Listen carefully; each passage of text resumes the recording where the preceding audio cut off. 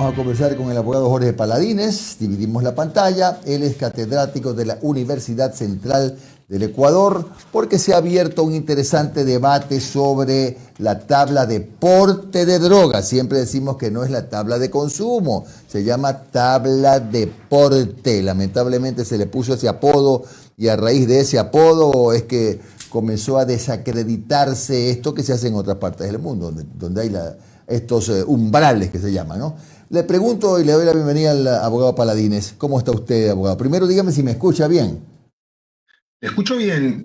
Hay un problema de sincronización de segundos, pero le escucho bien. Usted es muy más técnico que yo. Es verdad, abogado.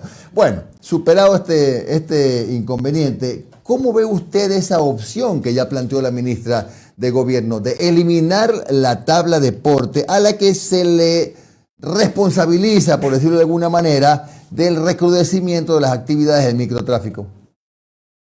Es una decisión irresponsable en primer plano, pero lo importante es saber qué es un umbral. ¿Por qué? ¿Cuál fue el origen de los umbrales en Ecuador, denominados en el lenguaje de la carpintería o de las matemáticas como las tablas? Y esto tiene una historia universal, por si no se lo sabía.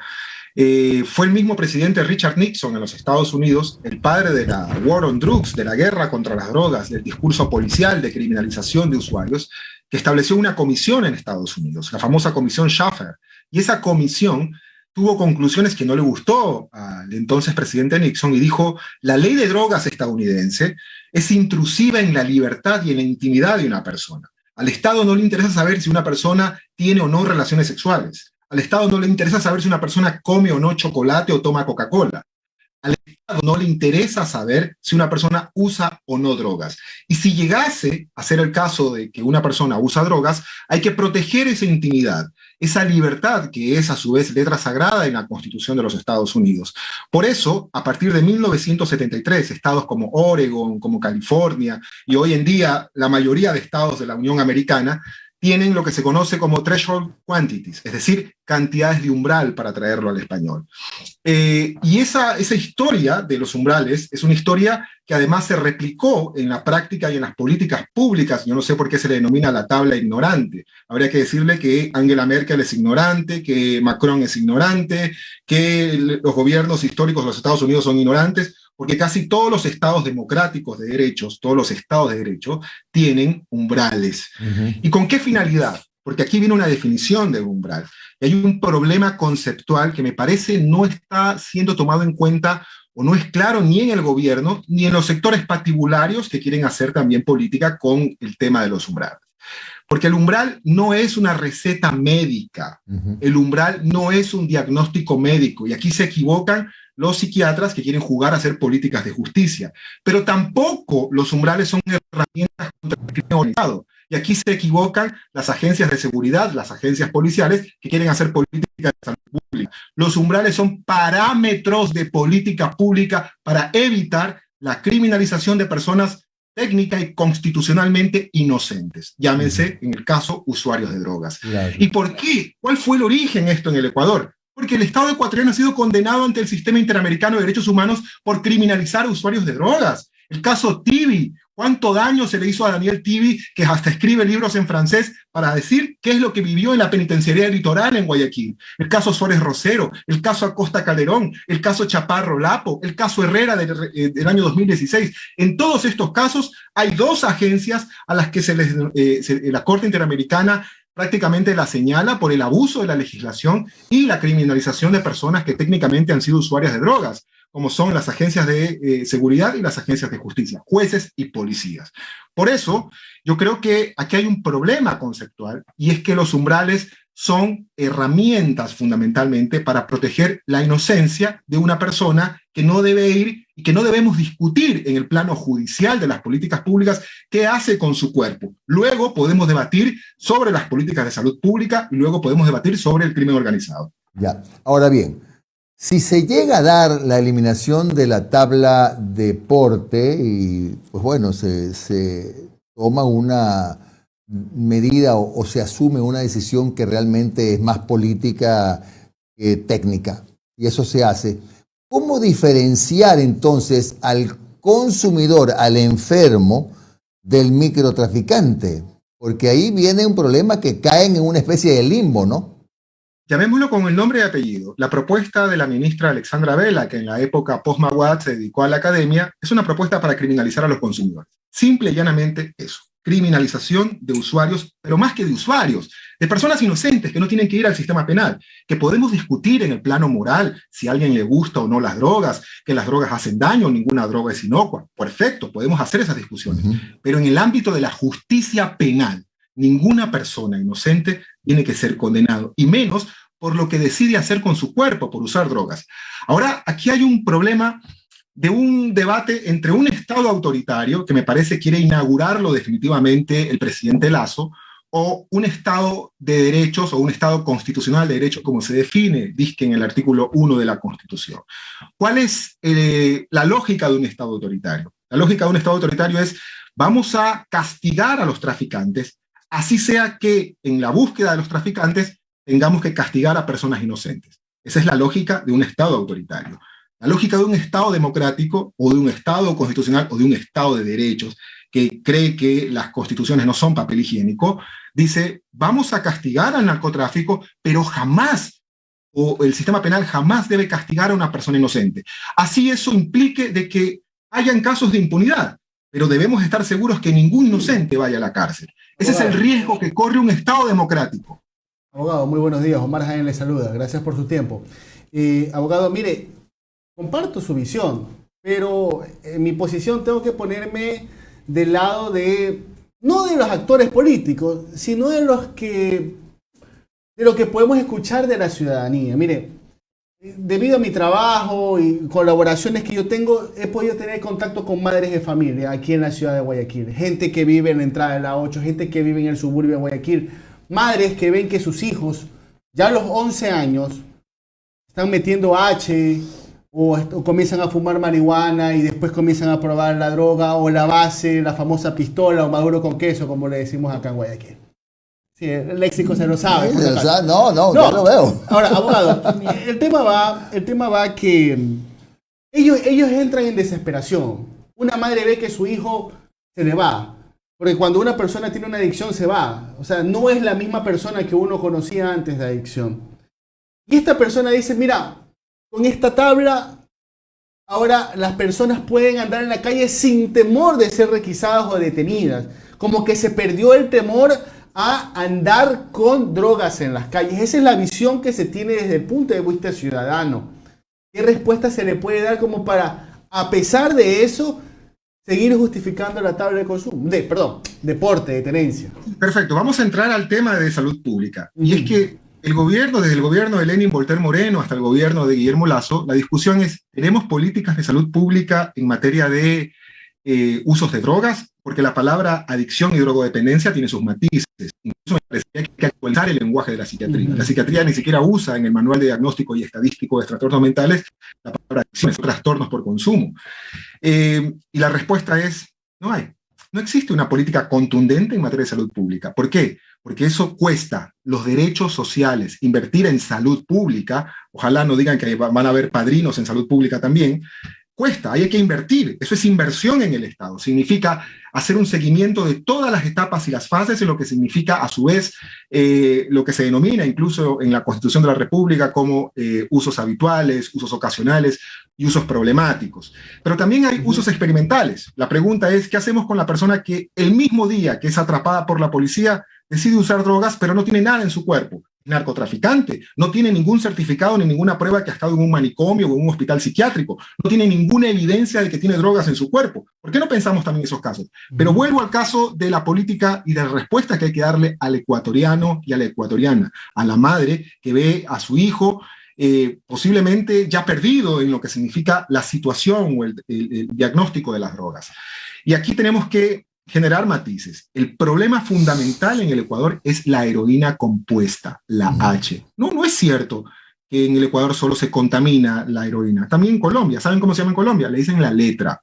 Y aquí es importante saber, por ejemplo, el diagnóstico sobre cultivos de amapola en Colombia, los departamentos en donde más se está produciendo, en este caso, opio.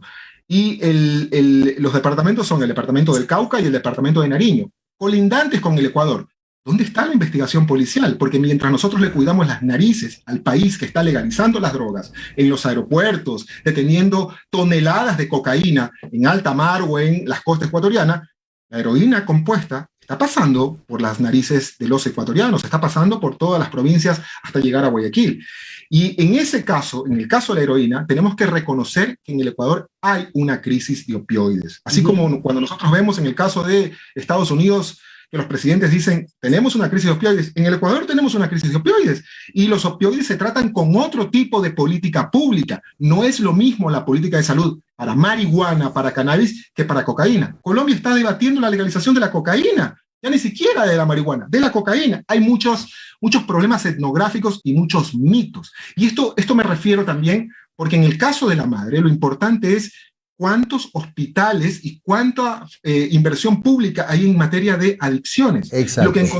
Lo que encontramos en la historia de la salud pública es que en Guayaquil, el papel que ha jugado, por ejemplo, la filantropía en Guayaquil ha sido importante, pero eso quiere decir también que históricamente el Estado ha sido ausente en Guayaquil. Guayaquil, para nacer, se nace en los hospitales de la filantropía, la Junta de Beneficencia de Guayaquil. Hasta para morirse hay que irse a los cementerios de la León filantropía. Becerra, claro. Claro. Entonces, eso quiere decir que en Guayaquil, la ciudad más poblada en el Ecuador, también es la ciudad donde hay los abismos, en este caso, de la diferencia entre contar aparatos que pueden, o personas que pueden llegar a hospitales o a clínicas de tratamiento, y personas que van a encontrar verdaderos manicomios o centros de detención. Y esta semana mismo vemos cómo una persona murió a golpes en este tipo de cárceles, porque son manicomios. Abogado, ¿cómo está? Le saluda Londra Santiago. Es que dio ahí, pero en el tema que más me gusta a mí, y de hecho es el que le he preguntado a todos los que hemos invitado sobre este tema, que es sobre los centros de rehabilitación, que no hay espacio suficiente. Por ejemplo, en Guayaquil, usted hablaba de la filantropía, hay el Hospital del Bicentenario, que se realizó una especie de zona para las personas con adicción, pero ahí mismo pueden estar 15 días y después ya tienen que sacarlos porque no tienen espacio para cubrir a otras personas. Pero lo que pasa es que hay estos centros clandestinos que las personas, por desesperación, y otros por aprovecharse de la situación, los hacen, ingresan a sus hijos ahí y terminan muertos, terminan peor, terminan encadenados, y no hay una respuesta, y vemos que hay un Estado ausente, mucha política pública, mucho bla bla bla, y no hay nada. ¿Por qué? Porque la salud mental, el concepto de la salud mental, no interesa en la discusión de salud pública. Es decir, aquí tenemos que inaugurar un capítulo de salud mental, como lo hizo Argentina en el año 2009. Fueron las Madres de Mayo las que discutieron, por cierto. En los años 80 hubo un movimiento inmenso en Brasil, que era el movimiento antimanicomial, que no es solo hospitales psiquiátricos ni manicomios, es también la discusión de quién es el que va a ofertar los servicios de rehabilitación, porque aquí hay muchos mitos sobre el papel de la psiquiatría. En Europa hay una gran discusión sobre la antipsiquiatría para saber si efectivamente alguien perdió su tiempo y saber si lo que estudió es una ciencia o no. ¿Por qué? Porque el código de la psiquiatría es la normalidad. ¿Y cuál es lo normal? Y ustedes van a encontrar muchos comentarios morales en una opinión profesional, no técnica, no científica, como saber si una persona o una mujer o un ciudadano, por ejemplo, demasiado llora en un duelo y es una persona que tiene trastornos mentales, o si una mujer es abandonada por su esposo y va a donde un psiquiatra, la diagnostican con bipolaridad. Y muchas drogas, porque se sustituyen drogas por otras. Tenemos que decir aquí la historia en su completo entramado. Se sustituyen drogas por otras. Paxil, Celexa.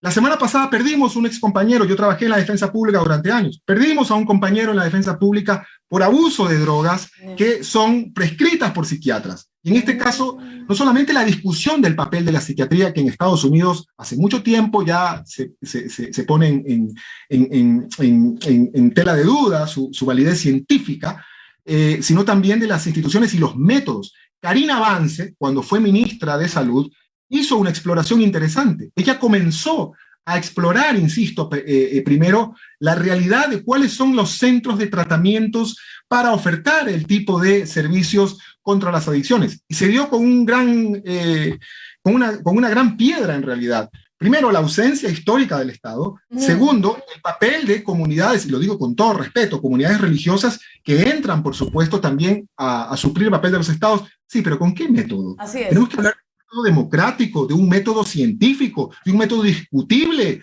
Y por ejemplo, en Suiza hay sustitución de drogas por otras, y no hay que verlo eso de manera demonizada. Hay mucha discusión moral en la psiquiatría. Sí. Y por supuesto, las instituciones que van a ofertar ese tipo de servicios, que son, llamémoslo con el nombre y apellido, manicomios. Mi tía, hace muchos años, en los años 60, murió en el manicomio de Guayaquil, que luego se llamó Hospital Psiquiátrico y ahora le llaman Institutos de Neurociencias. Pero además hablemos de la gran cantidad de centros clandestinos, pero no son tan clandestinos, porque están a vista y paciencia de la comunidad, abogado, padres y de las policías. Totalmente, totalmente. Y cuando después uno los va a entrevistar, le dice, ay no, pero es que nosotros no sabíamos y nada que ver. Eso lo sabemos, estamos hablando claro. Ahora permíteme ser un poco abogada del diablo. Tenemos problemas aquí con la situación del gobierno, que no hay plata, que los agricultores por un lado, los educadores por otro, que hay miles de problemas más allá de la pandemia.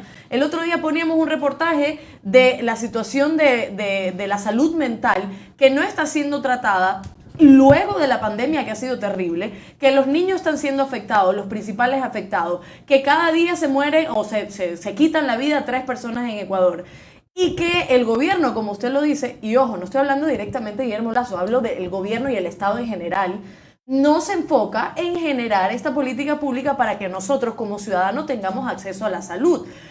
Tengo casos en donde personas... A la salud mental. Salud mental. Tengo casos de personas en donde han sacado una cita con un psicólogo y se lo dan para 3 meses después. ¿Cómo solucionas pues tus problemas de salud mental? Que también es un tabú. Cuando decimos salud mental es un tabú. Uy, está loco, mejor no te le acerques. Pero lo otro es la cuestión religiosa, y perdón que me extienda aquí. Muchos psicólogos, muchas personas cuando van al psicólogo, lo primero es que le dice, tienes que acercarte a Dios. Cuando te acerques a Dios, ahí vas a solucionar tus problemas. Y no estamos hablando de que están capacitados también para trabajar, como usted menciona, sobre la salud mental exactamente desde la ciencia. Entonces, ¿cómo podemos hacer? Es muy utópico hablar de salud mental, pero es muy utópico en un país donde no hay ni plata para poder contratar a psicólogos y para poder darle el beneficio a la ciudadanía.